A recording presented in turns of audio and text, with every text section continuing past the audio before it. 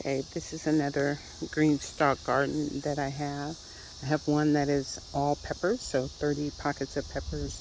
This one is mostly peppers, but I kind of threw a lot of everything in it. These are my Ozark giant bell peppers. I've already harvested a couple off of this one. Here's another here. I've also got quite a few fish peppers that are coming in. The first batch of fish peppers were so small. They're like tiny, tiny, tiny. Like even this one is about that size. But then once I harvested all these little tiny red ones, the next batch have been coming in more normal size. So a little smaller than a jalapeno, but you know, bigger than these little babies that I got the first time. So here's another one that's, you know, a decent size. This is a yellow monster. I have a couple of a few yellow monster plants, pepper plants. They're pretty, they're good size. There aren't that many on each plant, so I don't know. We'll see if I grow those again. Somewhere buried in here, I can see them. Some Cajun bell pepper. Can't really get a good picture of it without risk of breaking it off, but there, it's in here. It hasn't turned red yet. I've gotten quite a few of those off already.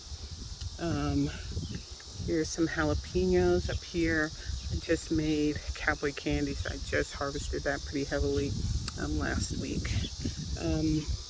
This one, don't know. For some reason this has a missing tag, but I'm guessing it's Thai super chili just by the shape. Here we've got another Ozark giant that's ready to come off. It's turning red. Those are really good. I like those. More Thai super chili. Another batch of edamame. I pulled my other ones off too soon, I realized, so I'm going to leave those, let them mature. Here's some more Cajun bell. You can see one of them is starting to turn red. So,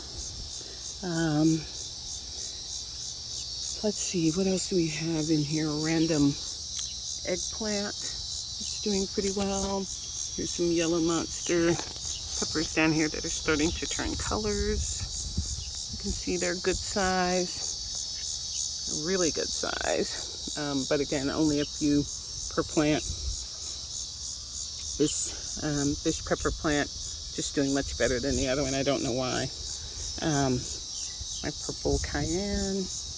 I think this is just an orange bell. Oh, I didn't even see. There's a cucumber hiding in here. Should have been harvested probably a day or two ago. Let's see if we can get that off. Yeah. I like this one under the cucumber because I was getting sun scald on a lot of my peppers. This heat has just been a mess, and the cucumber leaves are actually helping to shield my peppers. Not entirely. I don't know if you can see. There's one up here that has some sun scald pretty bad. I'll probably go ahead and take that off later today. Oh, it's another cuke. I'll come and get that later. But all in all, doing pretty well. So next time I'll be more careful about what I mix together. I have some really thirsty plants in here with some ones that really don't like a lot of water. So I'm gonna have to really think it through rather than just sort of be stream of consciousness seed scatterer next season. But I will definitely do at least one tower of nothing but peppers next year. And I probably won't put so many flowers in my peppers since they're wind pollinated. I don't really need to attract pollinators. I just put them in there for pretty because early in the season this looks so scrawny with no, you know, they were just tiny seedlings. I started them from seed.